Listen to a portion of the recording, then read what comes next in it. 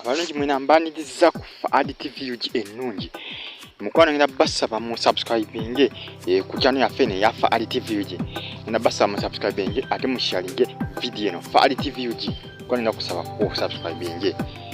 stay on YouTube platform, stay on YouTube site, you will get everything you need about educative videos. Educative videos you will find it on Fuad on YouTube platform and Fuad TV UG. Stay on YouTube platform. Mukwano twakoze channel empya bagitake RTV Uganda nawo nakulwa lero ndateeka ebikwatagana kuba zadde ba Florence Nampijja ngenda bitekayo ku RTV Uganda nawo nakulwa lero ngenda bitekayo olwa lero stay on YouTube platform. Mukwano zembalaga amanyumba g'abazanyi ba Aromatic Entertainment zenzi balaga nabalaga ya Florence Nampijja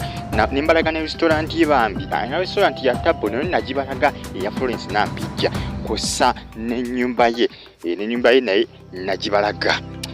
nabalaze ne nyumba ya Dana Batanzi ne Yarema Namakula najibalaze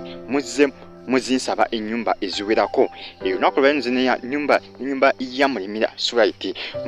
no musajja mukulu naye azanyiramu Aromatic Entertainment bamisa bayita musajja mukulu Mulimira Swite original names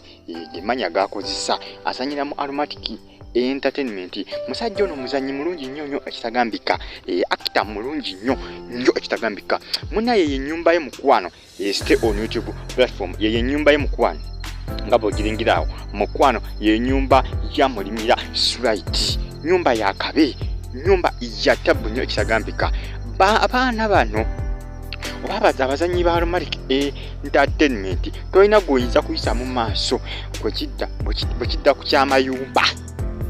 bwekidda ku kikwatagana n'ennyumba oba bwetudda ku kikwatagana n'ensula tewali alina nyumba gyoyinza kuyisa mu maaso eya Mulimira Swite nonza mugirengira mukwano ye nyumba ya Mulimira Swite ya Tabo nyumba ya Tabo ekitagambika nyumba ya Tabo nnyo ekitagambika bazimba ennyumba nga bwogitunulako baaba ogamba bugambi ti aha Allahumma toyinza kuyisaamu nyumba ya muntu yenna ku bazanyi ba Aromatic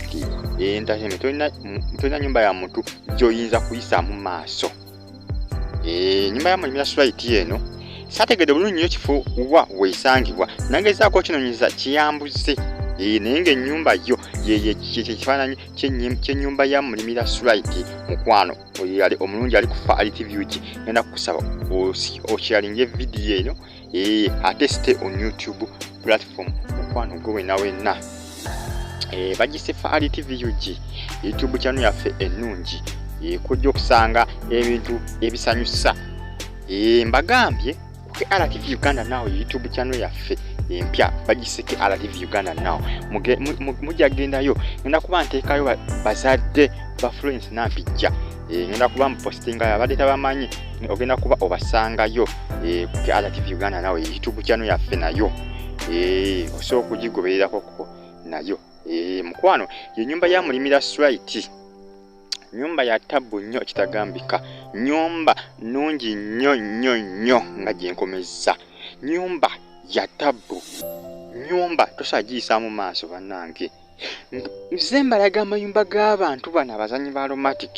kiraga nti ekibiina kye balimu kira kikibongerako kuba ennyumba zaabwe tolina nyumba ya muntu gy'oyinza kuyisa mu maaso kuba neya Mulimira Swite mugirengira mikwano nayo nyumba ya Tabo tosobola kuddaawo n'ogiyisaamu amaaso tosobola kugiyisaamu amaaso nyumba ya Tabo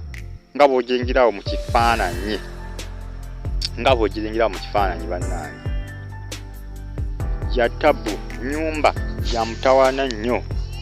nyumba ya Tabo nnyo nga gyenkomeza tosobola kugiyisaamu maaso nayo baaba bannange abaana baazimba mukyazite n'ennyumba kuba ennyumba zo nkyazireeta mujja kakasa nti abaana bakola sente lwa kusirika omuntu lwa kusirika naye akasente aba akakola ate akawera kati ye nyumba ya Mulimira Sulaiti yaddaana n'abatanzi Nagibalaze ya Florence Nampija Nagibalaze ne ya musajja mukulu Mr. Lubowa Ahmed nayo mwagirabye kati no ya Mulimira Sulaiti jukira bano bonna n'abazanyi ba Romantic Entertainment omuntu omu yekayeka gwe Nabalaze nga si muzanyi wa Romantic ye Rwema Namakula Nabalaze nyumba ye mwagirabye mwagirabye nyumba ya Rwema Namakula nayo si nyangu si nyangu nnyo si nyangu wadde n'akamu n'akatono nyumba ya Tabu nonkwade bagamba mbu nyumba ya Rwema Namakula mbu yali ya Eddie Kenzo ne kakati kina njawulo kubanga oli yali mukyala wa Eddie Kenzo era Eddie Kenzo mu kuvaawo ennyumba yagirikira Rwema era ennyumba ebanga eya Rwema kuba Rwema kati ssaawa eno yagikwasaganya era eyinza okubanga erabika si nerabika nti ye wabula ye nabye komenti kamugamba nti ate ennyumba gyefulaze ennyumba Eddie Kenzo no ennyumba ya Rwema Namakula bayawukana Rwema Namakula n'agisigaza ennyumba era bwe tugamba nti ennyumba ya Rwema Namakula tetuba bakyamu ye ennyumba ya Rwema Namakula gye Nabalaze mukwano lunaku olw'eggulo Faali TV uyi mukwano ngenda kusaba osubscribe ku channel yaffe eno Faali TV UG stay on YouTube platform nyumba ya Mulimira Sulaiti mukwano mugirabye nyumba ya Tabu tosobola kuddaawo n'ogiyisaamu amaaso abaana bazimba ate abaana bakola ssente mukasirise oyinza okuddaayo n'ogamba nti ssente nina togayanga